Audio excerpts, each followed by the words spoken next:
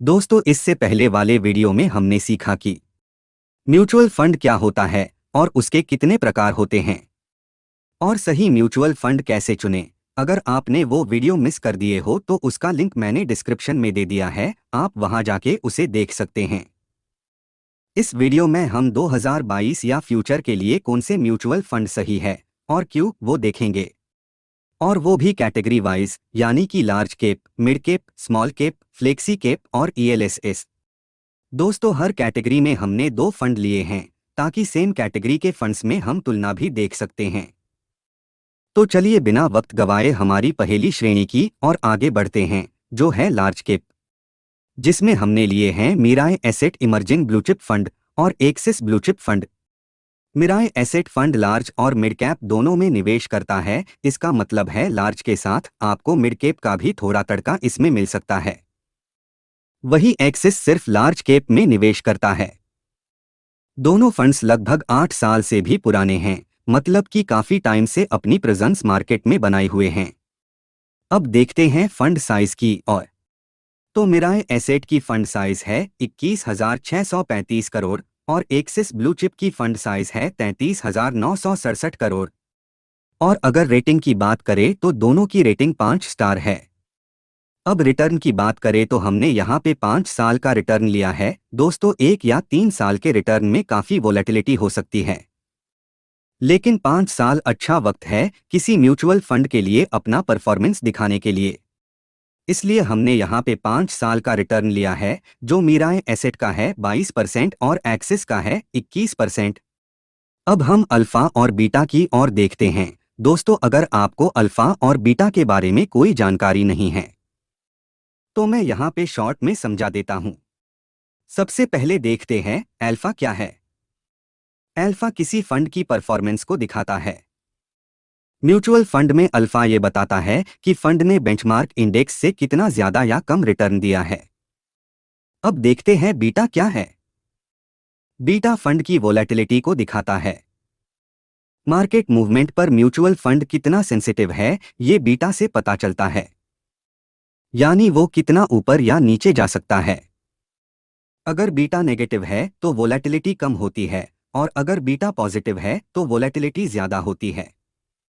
चलिए अब अल्फा और बीटा को समझने के बाद हम इन म्यूचुअल फंड्स की अल्फा और बीटा देख लेते हैं।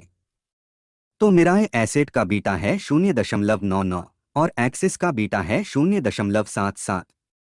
अब देखते हैं अल्फा की ओर। तो मीराय एसेट का अल्फा है 6.09 और एक्सिस का अल्फा है 6.74। और अब आखिर में एक्सपेंस रेशियो देख लेते हैं।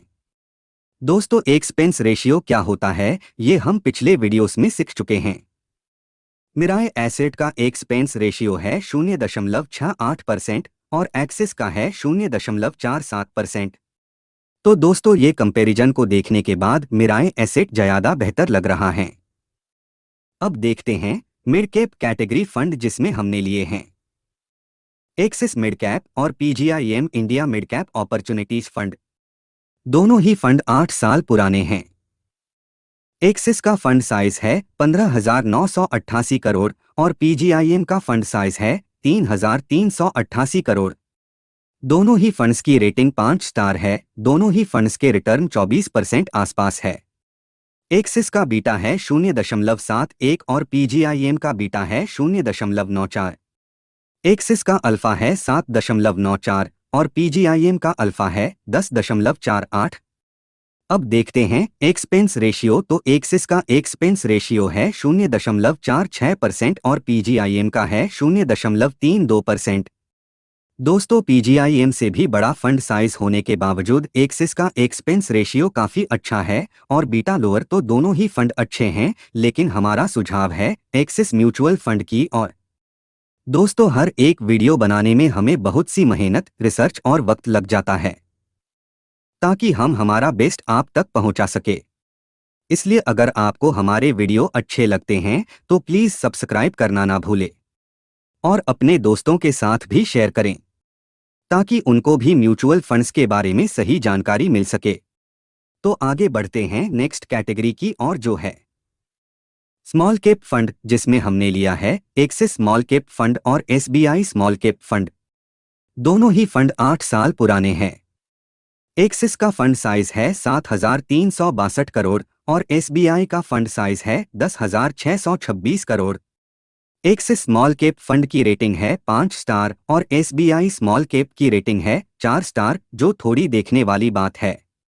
और वही रिटर्न की बात करें तो एक्सिस का 5 साल का रिटर्न है 23.90% और एसबीआई का रिटर्न है 24.02%।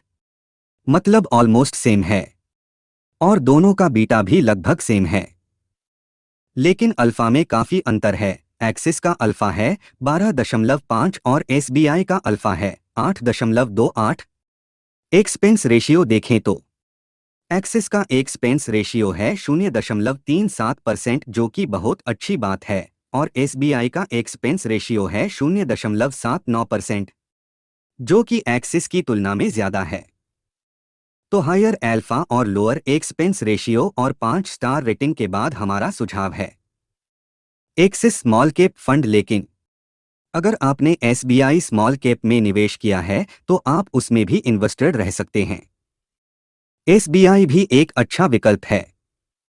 अब देखते हैं फ्लेक्सी कैप फंड की ओर, जिसमें हम एक ही फंड को लेना चाहते थे, लेकिन अगर कंपैरिजन होगा तो थोड़ा अच्छे से समझ आएगा। तो चलिए देखते हैं पराग पारिख और कैनरा रोबेको के बीच का कंपैरिजन। दोनों ही फंड 8 साल पुराने हैं। पराग पारिख का फंड साइज है 17,220 करोड़ और कैनरा रोबेको का फंड साइज है 6,143 करोड़। दोनों ही फंड की रेटिंग 5 स्टार है। और 5 साल का रिटर्न देखें तो पराग पारिख का रिटर्न है 23.23% और कैनरा रोबेको का रिटर्न है 20.18%। दोस्तों, पराग पारिख फंड ग्लोबल मार्केट में भी निवेश करता है, मतलब आपको ग्लोबल स्टॉक में भी निवेश का मौका मिल जाएगा, जैसा कि अल्फाबेट, माइक्रोसॉफ्ट, अमेजॉन इत्यादि। पराग पारिख का बीटा है 0.73 और कैनरा रोबेको का बीटा है 0.85।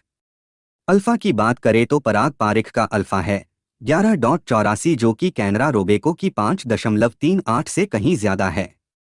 और पराग पारिख का एक्सपेंस रेशियो है 0.83% और केनरा का है 0.55%।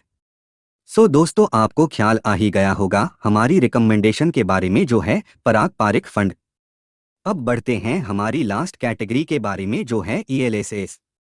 इसमें हमने लिया है कैनरा रोबेको और मिराए एसेट को। कैनरा रोबेको है 8 साल पुराना और मिराए एसेट है 6 साल पुराना। कैनरा की फंड साइज है 2,893 करोड़ और मिराए एसेट की फंड साइज है 10,146 करोड़।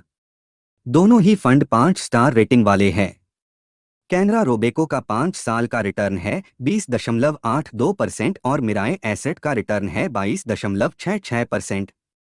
कैनरा का बीटा है 0.87 और मिराए एसेट का है 0.99। कैनरा का अल्फा है 6.8 और मिराए एसेट का अल्फा है 4.92।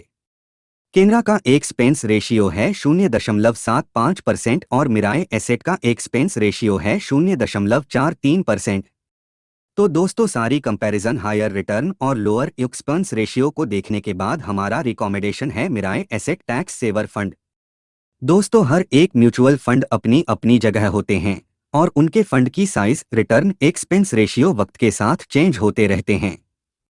हमने यहाँ कुछ कैटेगरी वाइज उनके डिफरेंसेस देखे हैं। मुझे उम्मीद है कि आपको ये वीडियो पसंद आया होगा। तो प्लीज़ लाइक, शेयर और सब्सक्राइब करना ना भूलें। और हाँ, अगर आपको कुछ सवाल हो तो आप हमें कमेंट बॉक्स में पूछ सकते हैं।